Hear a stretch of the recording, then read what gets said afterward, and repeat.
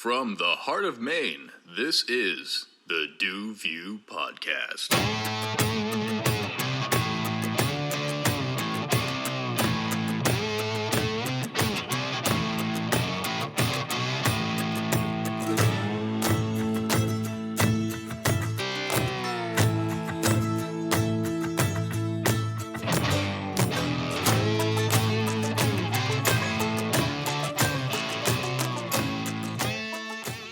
All right, and welcome to this week's episode of the DuView Podcast. I am your host, Du, a.k.a. Ryan Dumont, and this week I am joined by Mr. David Hastings, Maine entrepreneur. Dave, thanks for coming on. Hi, Ryan. It's great to be on. I'm looking forward to it. Yeah, definitely appreciate you coming on. And so Dave and I met, I think, probably close to 12, 13, 14 years ago now, Dave. You were actually my first boss up at the CARA soccer complex, and so that's how Dave and I met. You were president of the soccer side of the complex at the time. That's right. Right, but before that, there's a whole story we can get into. Yeah. Your story, Dave. And so, did you grow up in the Augusta area? Are you an Augusta native? I am one of five boys that grew up in the Augusta area and have been here pretty much most of my life, with a few trips in between there. I went to Massachusetts for a little bit, but I've been here pretty much all my life. Right, and you're a lifelong Mainer, and so you attended school here in Augusta. Did you attend Coney? What did you attend for grade school? What was your area that you kind of grew up in? I the was city? on the other side of Augusta, which in this instance would be the west side of Augusta, and grew up in the neighborhoods over there. And I went to Lincoln School, which is still there, but the old school, and I was with five boys in the family. I was the youngest of five boys. Yep. So, being the youngest of five and also growing up in Augusta in a very different time than it is today, what would you say you really learned from your childhood and your youth looking back now? Well, that goes back quite a ways. So that's approximately 70 years. So a lot happened back then. We used to take sleds down Western Avenue, and Western Avenue had a canopy of elm trees until the Dutch elm. So it goes back quite a ways, and and so certainly everything is a lot more commercialized and has grown up since then. Right. And actually, that's funny. Just were talking about it before we started recording here. I had Al Cloutier on a few episodes ago, and we actually talked about Western Avenue having the big, elm trees. Right. And when did the Dutch elm come through Western Avenue and they cut those down? Do you remember? That had to have been 35, 40 years ago. Yes. Yeah, it was a long time. And it was just one lane up each side. It was really more like a big boulevard than like a big two-lane, what we have now. It was, and it was beautiful. I mean, there were two or three mansions. Right? Yeah, it was elegant. Yes. There was mansions there where the post office is, the federal building was a pond there. We used to go fish for goldfish in there and carp. Right. And so it's certainly it's changed. Right. And so what year did you graduate from Coney? I actually went to Coney only partially, which was my mom remarried, and I was a sophomore going into my sophomore year, and then all of a sudden had to move to Massachusetts, to Lexington, Mass. And then, so I really always considered Coney my school. And in fact, I am still on the alumni committee. We're doing one this summer. Oh, fantastic. For our 54th, and I have been considered an honorary member of the class because I started there, and you did two of your 4 years? 2.5 years. I did at Massachusetts, and I came back here and actually sat in the Augusta Armory when they graduated. They graduated that's the class. Yeah, that's really special. Yep, and they mailed my diploma from the school in Massachusetts. So, that's actually super special. Yeah, that's really cool that they honored that. I know that you hear people doing stuff like that now, but that's cool that they were still doing that years ago. They did. That's where the graduation ceremonies took place. They used to be at the Armory. Now they do it at the Civic Center. I think, that's where I graduated. Was at the Civic Center, and I know they've done it in the parking lot of with COVID. They've done it in the park.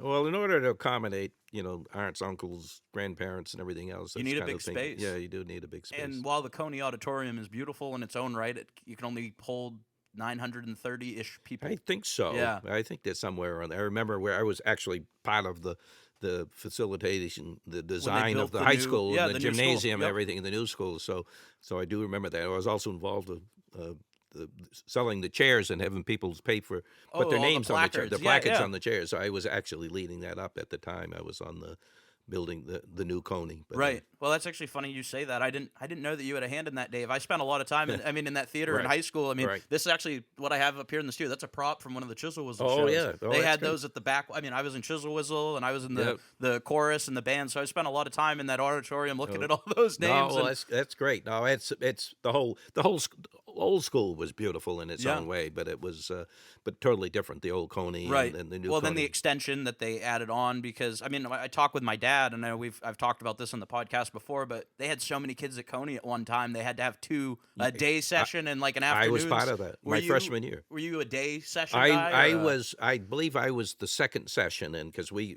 basically got out of school when it was dark. Yeah. And so that was certainly different, and Yeah. there was double sessions, and I can't imagine a high school doing that today, to be honest with you, or at least not around Maine anyway. but back then they Right. had 1,500 kids in there. But there was also no Maranacook High School, correct? There was not really. There I may mean, not have been. I don't Erskine remember. probably wasn't as big. No, I think Maranacook wasn't there, but Winthrop and some of the other smaller communities. But it's Even different. those communities were bigger at one time, though, too. Yes. Like Winthrop used to be quite a bit bigger than it is. Like they're like Class C, or they're quite Yeah, quite a bit. I mean, to be it fair, changes. Augusta's also fell down to we're Class B now. But Right. that being said, times are changing. Well, I think what happened is a lot of people moved out of the communities and to avoid paying Taxes. city taxes Yes, and stuff. yep. Like I always say that about Erskine Academy at Windsor, and I knew a lot of people that we lost some good athletes because they Right. they wanted to go out of town. But the problem is when they move out of town, all of the infrastructures for those towns Right. get the demand for taxes and to pay for all the things in the bigger schools. So I think Erskine's nearly as big as Coney is. Oh right yeah, now. we're both Class B. We play Right. each other Right. pretty regularly now. So that backfires when people say, "I'm going to go where the taxes are cheap." But anyways, Right. Well, and I mean, the other thing that people don't realize too is that when you have state government buildings, there are no taxes, property taxes paid Mm-hmm. on those. So all that has to get picked up by the citizens of the city and other right? versions of property Yes, tax. they Right. do. So Yes, they do. So- that's it. All those state buildings that we have. That's not income for the municipality, for the we city. can't tax them, but we have to. That's the tough thing for Augusta because you got to pay for all the fire service and and the police service and everything Right. else, but you don't get any. Well, and I mean, like, I know, like, at the Capitol, like, there's Capitol Police, and they have their own, like, Right. security, but if there's a fire at the Capitol building, who are they going to Yeah, call? They're no, going to it's call the Augusta Fire Department, That's exactly right. or whomever. That's right. Right. Whoever shows up. Yeah, right. But that being said, when you graduated from high school, were your sights set right onto college? They were. I was in Massachusetts. The unfortunate part is we had a very meager existence. We were a very poor family, Right. rich in other values. But my mom raised 5 boys by herself, and then when we went to Massachusetts, we ended up coming back. But she unfortunately passed when I was 19 years old, a senior in wow. high school. So I came back. But I came back to Maine. I went to a college, a liberal arts college up in Worcester County, Ricker College, and, which is no longer Right. there. But it was an old-time school. Had been there over 100 years. But and I just knew I wanted to come back to Maine. I wanted to be here. And actually, when I did go to Massachusetts to finish high school, I came back here almost every weekend because I Right. had friends here. And I had established all my little peer groups and cliques and whatever. But so this area was to be my Your home. my home. It was home. Right, it Anyway, was you home. just took a break and came back in did. a lot of ways. I did. And so when you were looking at, going to college in Aroostook County must have been interesting. Yeah, it was, especially if you came down to Augusta for the weekend. And I always remember you get to Bangor and you see a little sign that would say another 120 miles to Holton. You still I got a said, long way to "Gosh, go." I thought I was going to New York or something. But, The ends of the earth. right. Well, it I is. mean, my family's from up in that neck of the woods, yeah. and so I'm no stranger to that 4.5, Right. 5 hour drive Right. up to Smyrna Mills, and then from Oh, Smyrna Mills absolutely. to Route 11, and Been all through there. To us, it was the Haynesville Woods that Yes. we used to go through because early on, before there was no 95 that went Right. all the way up, and But it's a wonderful part of the state. It's a long ways away. It is, and that's an interesting thing too. I mean, I think we'll see in the future how that area contends and Right. maybe develop. And there's a lot of room for development up there too, though. It's just getting some of those services like better broadband, internet, Right. and then just when you have 30 feet of snow Right, every year, right. And they did. and you have to, have the snow plows or the plows go by and skim off tops of the Well, they call snowbanks them so they don't wingmen. They right. were wingmen. There used to be a guy that sat next to the guy that was driving the truck, and he'd control that wing and to top off those things. I mean, and they were I maybe because I was small at the time, but they seemed like they were 12 feet high. But, They still go up to the telephone pole. Right, So they I do. mean, We kidded about it, so we could go do chin-ups on the lines, lines, yeah. But that wouldn't have been a very smart idea. No, I wouldn't do that. Shoot. But what did you major in school? I majored in business and economics, Okay.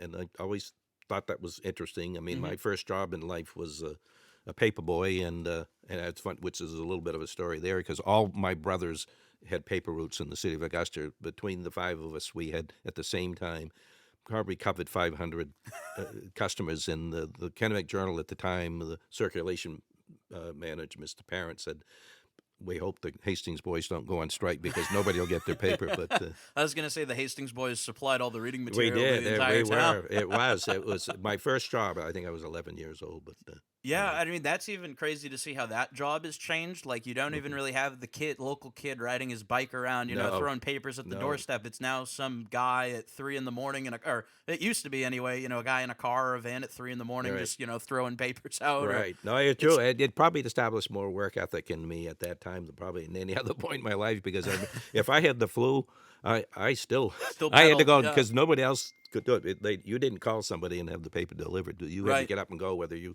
felt good or not. So that was certainly a challenge at that Yeah. time. And it was definitely a different time Right. in that aspect, Yes, too. And it so certainly was. when you did that kind of install, like when you work for somebody else when you're young, did that install in you like a want? Because as I said in the beginning of the episode, you ended up running some of your own Right. businesses. Is that where that spark started, or did that come later on? Oh, I'm sure that I was probably too young at that time to visualize that. I Right. think not it to the came, full extent, Yeah, but yeah. I think I liked the idea of business. I don't think I really knew much about it, but I sensed that. I mean, I liked to things that I saw and other places I worked, and because after that, I think when I was 15, I worked for the A&P, which was the Atlantic and Pacific Tea Company, which Yep. was a grocery chain at the time, and that was my next job, and that was kind of a real job, but I think I just for some reason I don't really to this day know what grabbed my attention other than I knew when I graduated from college I had a high lottery number for going to Vietnam, and I have 3 of my brothers ended up going in the military, but I had a high number and didn't have to go. But Right. I worked for a labor organization, and you and I have talked about labor business Yeah, and stuff yes, we before, have. and I really didn't like that because I was putting people back to work, and I worked for the Maine State Employees Association. So Right. then someday one person said, "You want to sell dog food?" And then that's That's where it took off. that's from where it took there. off, and I Right. said, "Yeah, I want to go from the labor business to the dogs." But anyways, but that's kind of how it took I'm off. sure there's and a joke there of there it is. of them It being is. equal and the same, or Yeah, something like similar. that. I said, I don't know if that was a step up or a step Up down. down. Always forward, never backwards, though. Right. Yeah. Well, not sure what is forward and backwards sometimes. Right. Yeah. Sometimes take left a is guess. right and right is left. Right. But no. That being said, when you first set off on was that your first business when you got It into the actually dog was. food? It Yep. really has. And I looked in the mirror. I bought an old used van from O'Connor Motors and repainted it and bondoed. I learned how to do things I never knew how to do before, and put it on the road and went selling dog food. And I said, "What have I gotten myself into?" But anyways, from one thing to another, I started in a one-car garage, and it developed and kept moving ahead. And I obviously I liked what I was doing, and my Right. wife was crazy enough. She was a nurse, and after a couple of years said, we could have some help, and so she gave up that, and she became the numbers person, the kind of the treasurer of the business. Yep. But so it's really from that point on, then I just expanded it, and Right. I And loved just kept running with it, Yeah, I right? did. Yep. I liked it, and you had to because you'd go broke if you didn't.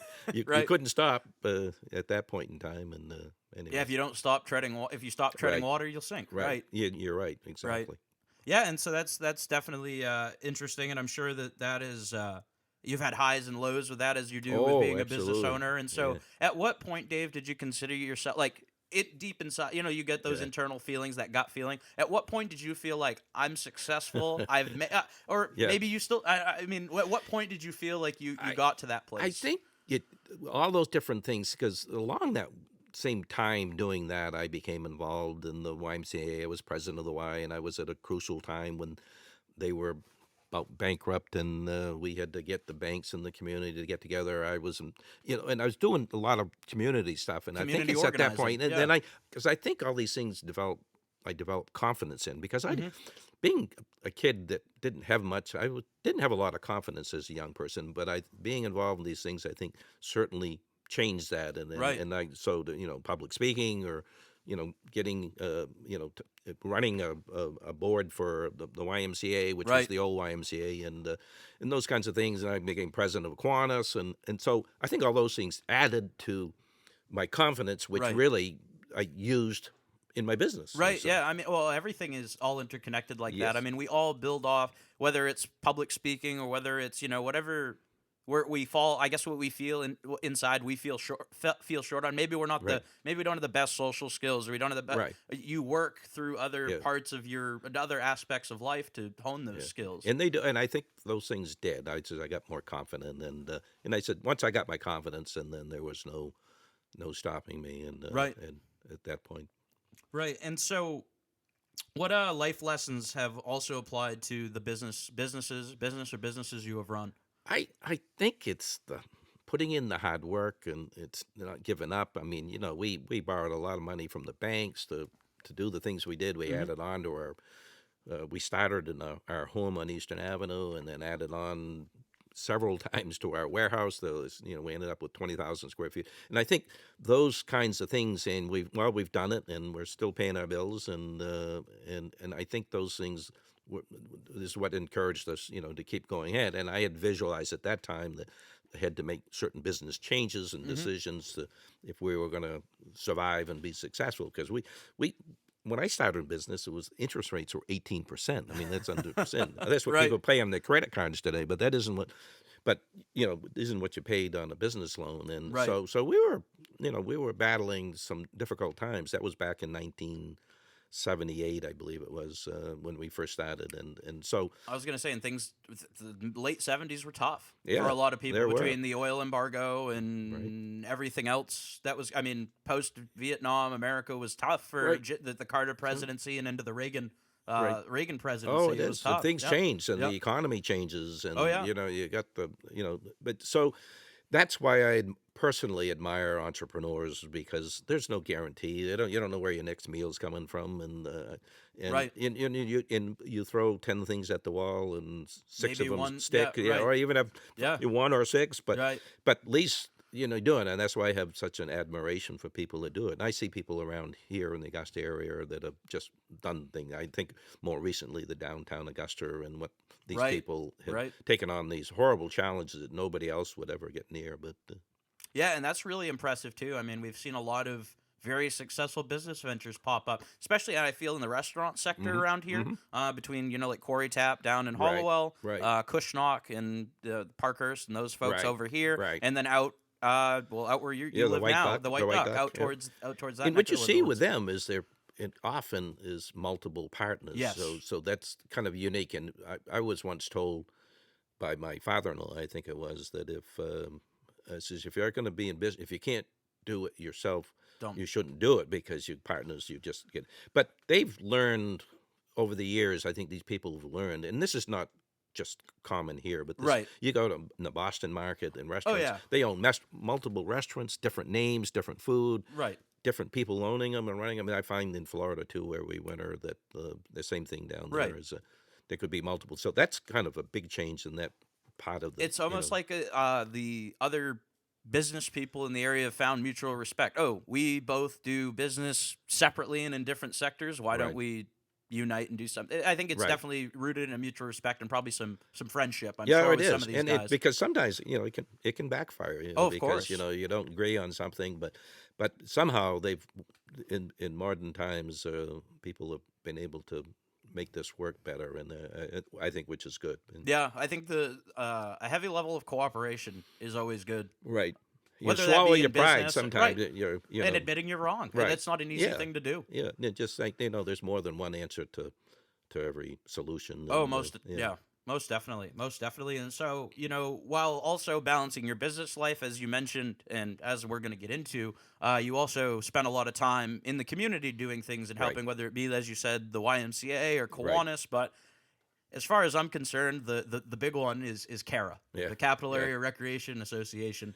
And so, growing up in Augusta as an Augusta native, was there really a lot of recreation and a lot of sports fields and stuff like that growing up? Is when I was a young kid, those are the things that made me want to get involved with CARA. Is that when I played down where the new Y is down in Capitol Park, which Right, is when Capitol Park hosted everything. Right, I played Augusta South Little League, they called it, and that was my first thing. And that was a very difficult time for me because it was, again, I said my mom was raising 5 boys and she was working 12 hours a day, and Right. I'd go to the game and I'd go home on my bike by myself while the other kids with their parents would go to get an ice cream. Right. And so those were difficult times, but I also knew from that point on in my life that if I'm here and I've got a family, it's going to be different. And, Right. And because those were very, very difficult times. And however, they were rich in other values, but Oh, of course. taught other values. But so I did. I grew up at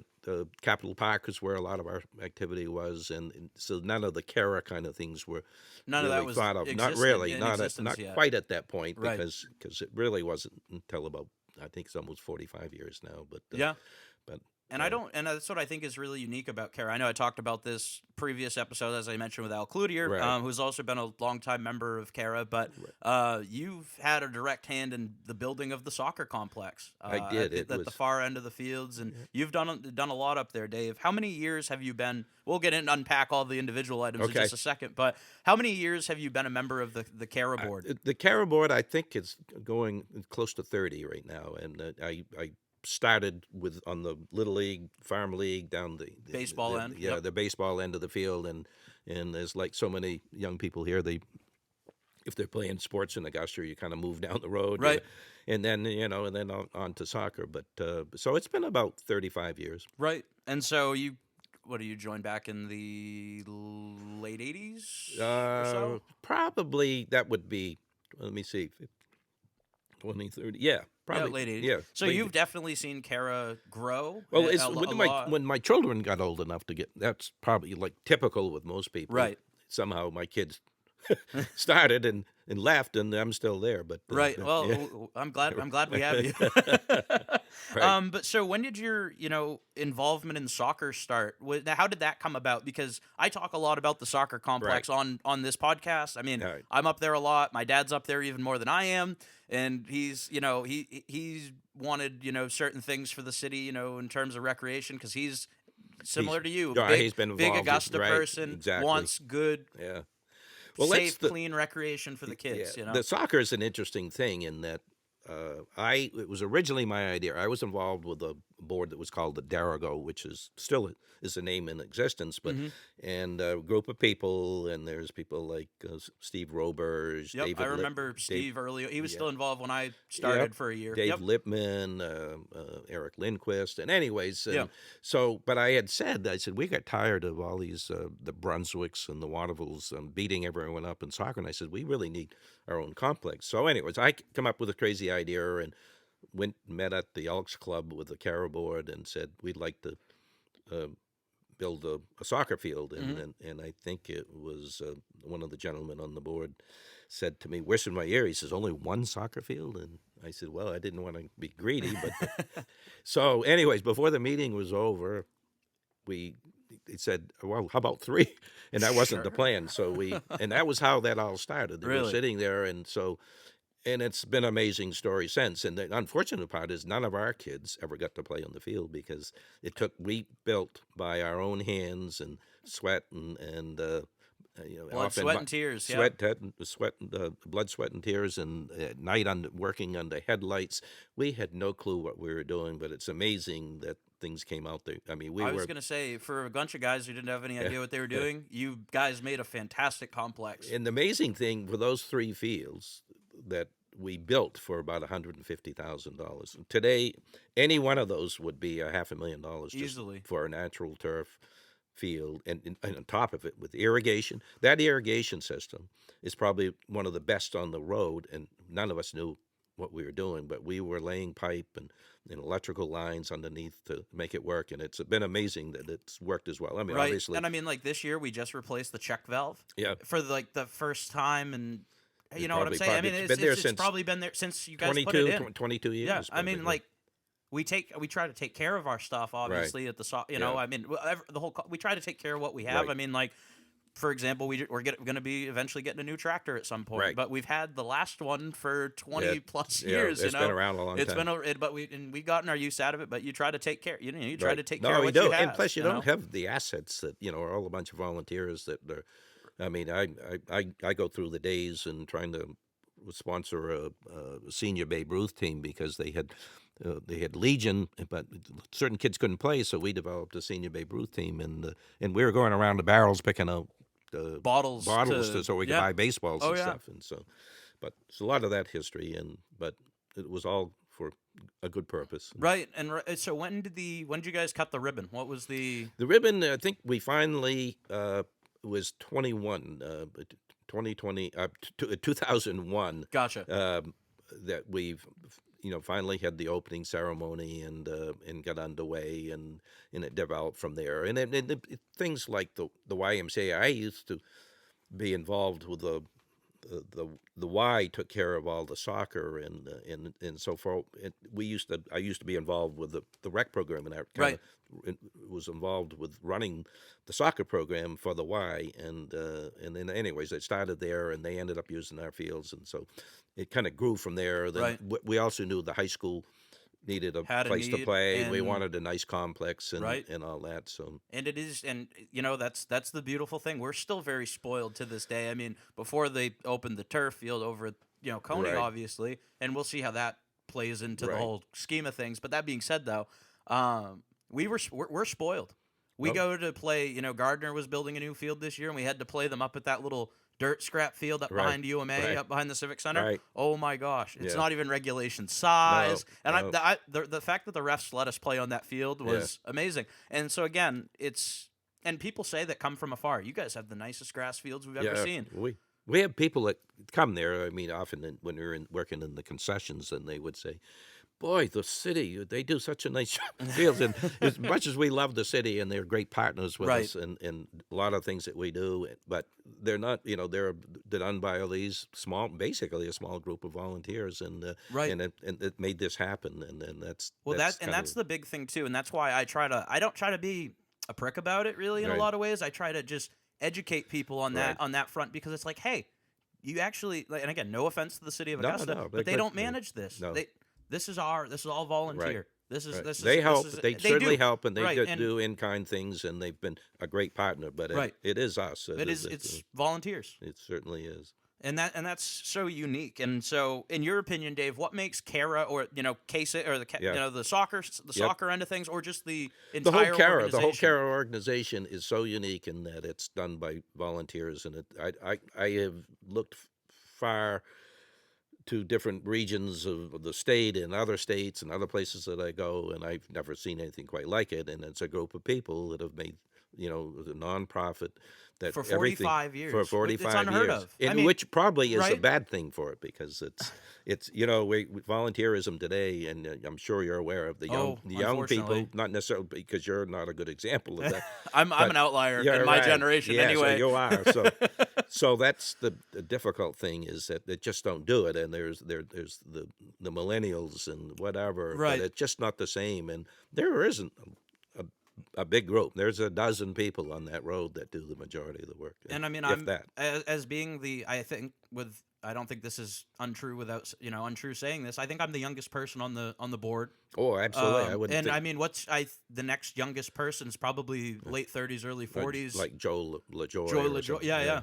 Yeah. But I can't think of it because a bunch of us are getting into right. the. But at this, I'm one of these people that really appreciates somebody like you, or when he was still with us, Joe Linscott, that Right. just have such a wealth of knowledge and know so many different people in the community and can make a phone call and say, hey, Right. we need insert item donated or Yeah, something right. like that, which from Ryan Doom, who the hell are you? Yeah. Like that. It's I just appreciate all the Yeah. different people that come to the table. But at the same time, you're right. If we don't have new blood, Yeah. it's it'll be tough. we'll die off. Yeah. Unfortunately, and Yeah. I don't want that. No, you know? and I hope that it doesn't. I mean, as I say, I've been involved there for all those years. I will never. It is my favorite thing to be involved with in Augusta. I just have to at this point in my life to, in the fairness to my own family and Right. my grandkids. Well, I was and going to say, you have how many Yeah. grandkids now, I Dave?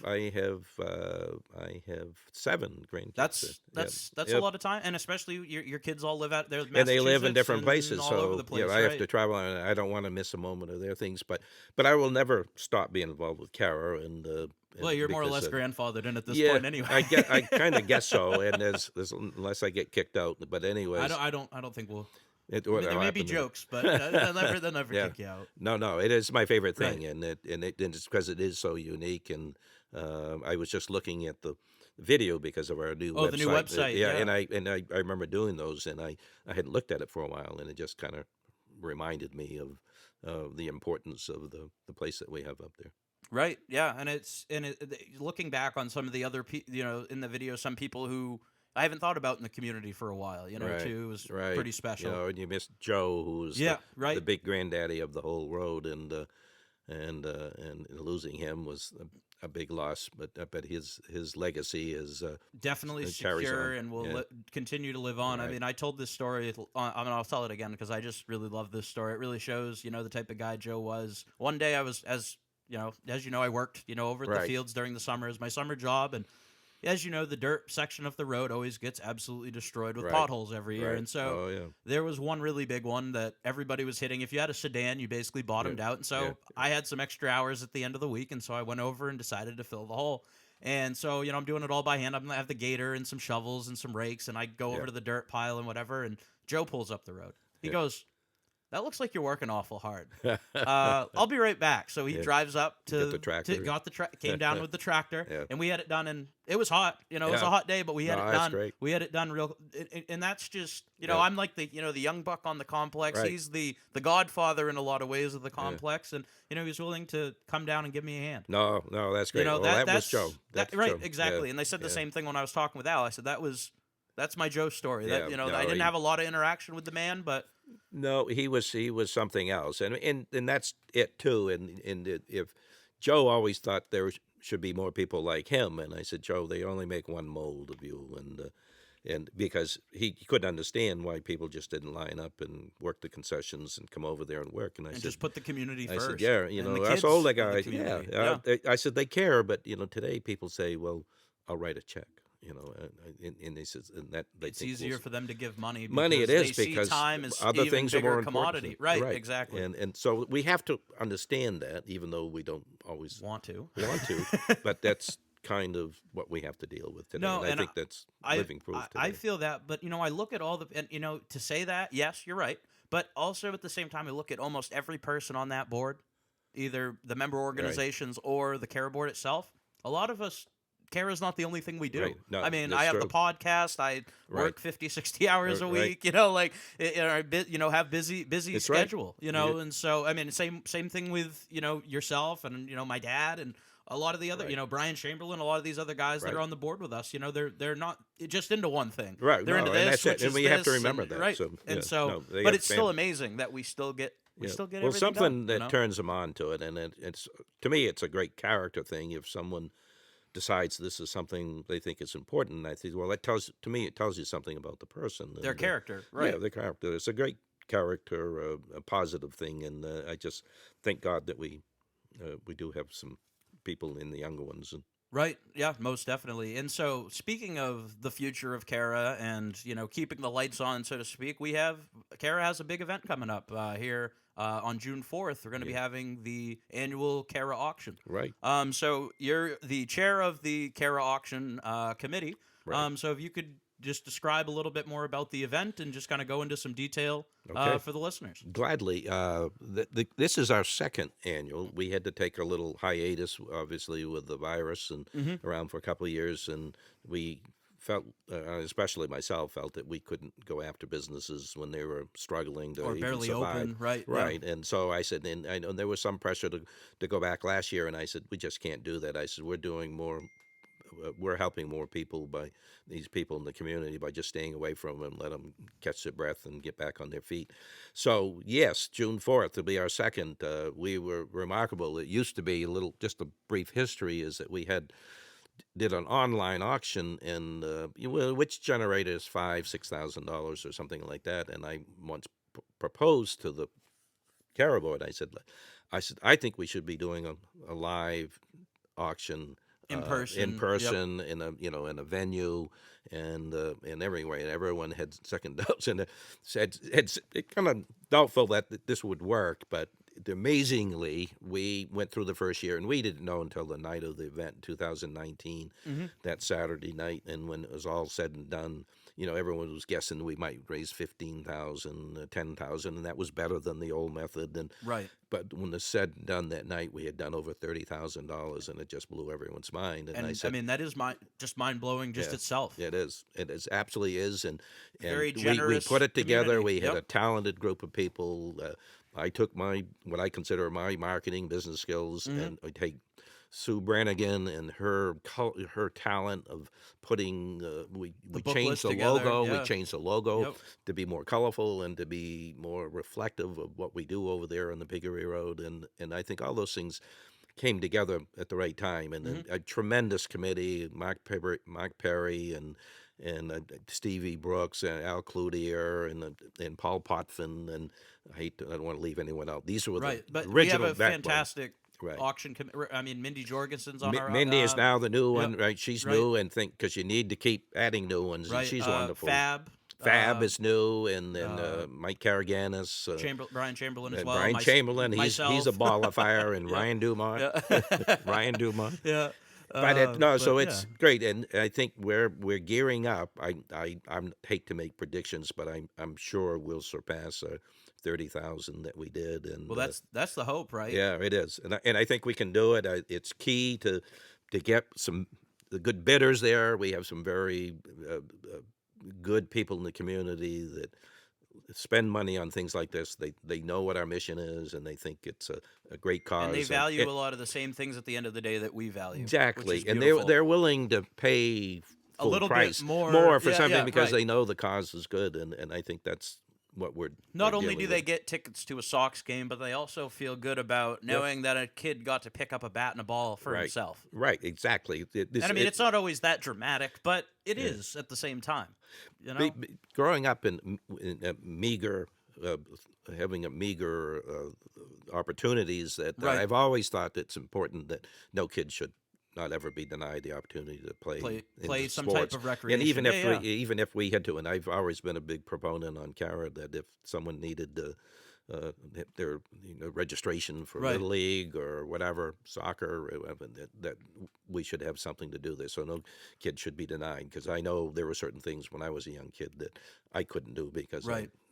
it just wasn't in the family finances. But Right. Well, and that's why the auction is, events like our auction is so important. And so, if you could go into just a little bit more detail, the day of the event, June 4th, how do folks? it's at the Augusta Civic Center. Yes. They can contact myself or other board members. You can go to our new website, which I believe they did put online. Yep. And I'll have a link to all. You'll have a link. Yeah, I'll have a right. link to all that in the And description. Yep. We are almost to a point of being sold out. We're not quite. Yep. We sell tables of 8 for $200 and individual seats of 30. We have heavy hors d'oeuvres provided, and we have some music entertainment kind of background music. We have a cash bar, and it's a fun evening, and Yeah. because it's fun to watch people you get 2 or 3 people want the same thing, and they They start get the excited, little right? bid wars, and they probably end up paying, which is all for good reason, but they'll pay more than what they originally thought they were going to pay for. Right, But right. so we found it to be an incredibly fun evening, and everything. We couldn't believe how well it came off on our first one, and we suspect nothing less Right. this time, and we're looking forward to it. We can hold about 200 people, and I think we will be there in the next few days. So if anyone is listening to this podcast, that you should consider doing, Yeah, because and you'll have a good right. time. So it's a fun evening. So June 4th, 6 o'clock, correct? 6 o'clock. I think we're actually starting at 5 for the The doors open at door 5. at 5, right, yep. and but Silent the, auction and is silent auction. silent auction. Well, that's even starting online. That's right, going to and be like I said, I'll have everything that we're talking about linked. Right. The CARA website, as well as the link to the auction Right. page, and the online silent auction, which is going to be going on the week before, correct, Dave? yes, Yep. yes, and you can bid. It may even be sooner than that, because I think I read something today from one of our committee people that we will just about ready to go with it. We've got several items. I actually previewed Yep. some of the silent auctions today, but the live auction, we limit it to around 45 major items. Mm-hmm. These are items that have a little more value or a little more significance to what they're being offered, and we have a professional auctioneer, Right, yep. and so it's a fun evening. Never mind the money we make. Everyone Right. seems to have a good time, and especially they know what the And again, cause it's is for a fantastic cause. And again, it's making Absolutely. sure that kids have safe, fun recreation in the city of Augusta and beyond, because we Right. do serve Yes, folks outside we of the do. city of Augusta. I so- always say the greater Kennebec County area. yeah, and Kennebec Valley. And yeah. then the interesting thing with CARA is that we are the epicenter of the state. And people love to come here, because if they're in Bangor, they can come to Augusta, or if they're in Portland, they can come. It's the middle of the state. Right. Some of these people have to, in this state being as big as it is, they have to travel 3-4 hours. Yeah, 3 or 4 hours, and so it's a popular place for many of the parents to come, because it's we're so centrally located. Right, right. Yeah, and like I said, for the auction, I'll have everything linked in the description. You can also check out the CARA Facebook page as well. I'm sure things will also be Yes. shared through there. And Yeah, I'll yeah. also be sharing things through the podcast, social media as well, to promote things as well. Right. Because as I said, I am a CARA board member, and as well as a member of the auction committee. So if you're at the auction, you'll also see me there. Yeah, right. What a That's bonus. another That's selling a bonus. point. Yeah, what a selling point.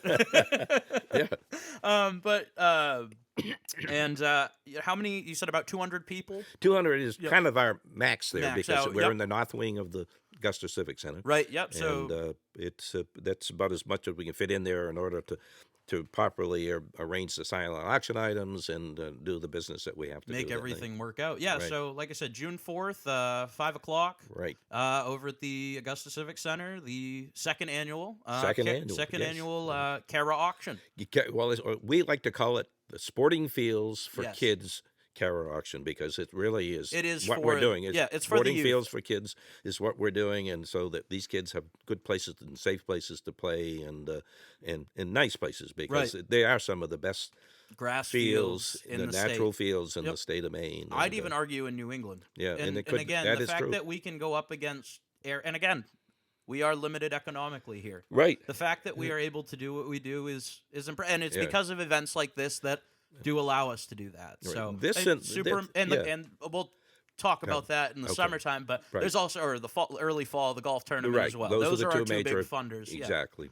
And Exactly. well, I'll have actually I'm going to have Mark Perry on. Oh, good. In So, September. that's right, Yeah, 'cause I'll Mark- have him that's on in August. Or, That's his big before- baby, yeah. and we all the same people helping, Right. but It's that's his big baby. And to clarify, the auction committee also works on the golf tournament as well. Yes, It's the we golf do. and Yeah, auction same committee. people. Yeah, it's same great Yeah, faces. yeah, So if that- you attend both, you'll see some Right. great people. Yeah, and they're both great and events. both great causes. And so, specifically to the auction, Dave, what would you say is your favorite part about the evening?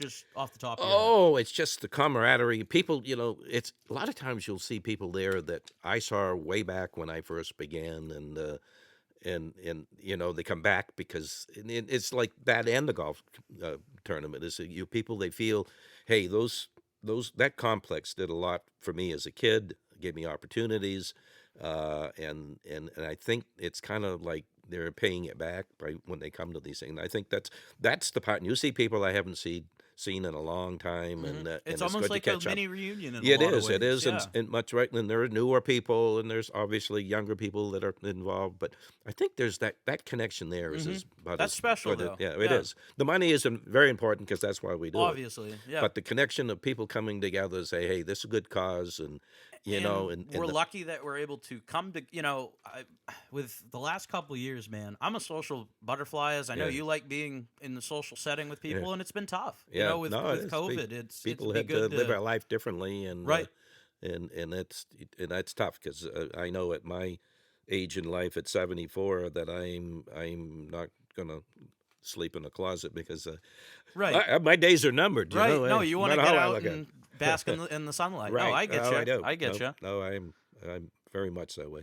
And so, what are your hopes for the, as someone has a lot of life experience, Dave, what are your hopes for the future of Augusta and for CARA, both? I think it's great. I think our community has changed a lot. I mean, it's not like I think of the neighborhoods I grew up in and what have Quite you. a bit and different than it they is are different. today. Yeah, no, and oh no, I think there's great. We've got some good young people. The downtown is, I Vibrant. was involved. I owned a building downtown at one time, and that was during the time that nobody wanted to have anything to do with downtown. And It was like, don't walk the streets at right, night. and sprawl. Every downtown ended up in sprawl where people went and created shopping centers. Now we see some of malls and everything. It some of changed those the shopping whole- centers are all empty now. You know, Yep. but that's the nature of the beast. the beast Yeah. and the Capitalism and the free market, right? exactly. So it never sits still. Augusta has all the opportunity. It's the government center, and sometimes that's good and sometimes it's bad because all the social evils end up in the They spill out. They come out. They come up. They're here, and because all of your caring agencies and everything, legislatively or otherwise, are here. But no, Right. I think the future's good. I'm concerned about volunteerism, but hopefully, with people like yourself and the younger people, that this will continue to take care of itself. Right, and like the volunteering gets into almost like a bigger thing of just being like a good citizen. Like like people who volunteer also probably like regularly vote and do all like the civic duty type stuff, Right. And like hold a sense of civic duty, even if they don't like hold office. Or, Right, no, I they mean, don't, I've no. always felt like I needed to give back, and that's like part of the reason I joined CARA. It's because Right. like if I didn't have the people like you, Dave, frankly, that wanted to have a complex up there, and people like my dad, and Right. like Marcio, and like these types of Yeah, people that yeah. really care about sports and Yeah. really care about Well, it takes specifically that kind of soccer, person, but yeah. it's like it's Those are special. good people. They're all good people. I mean, I can't say enough about the group over there with the Als, the Steves, Right. and the Pauls, and your dad, and your dad and I got to work together for 10 years in the complex, in the soccer complex, and it's just good. Just thank God there's people like that around because they make it fun for me. They make it what it is. continue. Yeah. They do make it what it is. Yeah, and that's special in a lot of ways. And so, what positive changes would you say have been made to this area in just like your lifetime? What would you think be the biggest I think positive? that the fact we have the new high school, we Yep. have a new library, we have a new YMCA. I mean these are great community resources Yeah. that you got to have, and the city was wise to do all these things. I think we've the new high school and the space around it, and now the new turf field.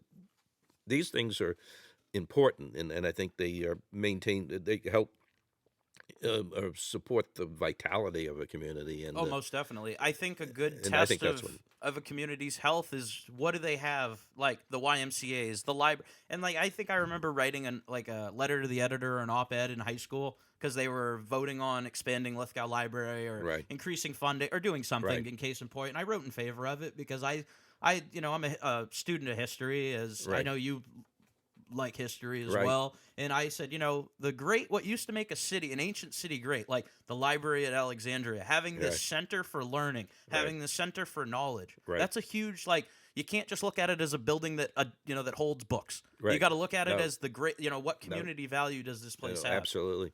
And it's more than, and that's the beautiful thing about CARA too, is that it's if you just look at it as, oh, it's a bunch of fields. Yeah. No, it's more than that. It's No, a community. There's so much more to it.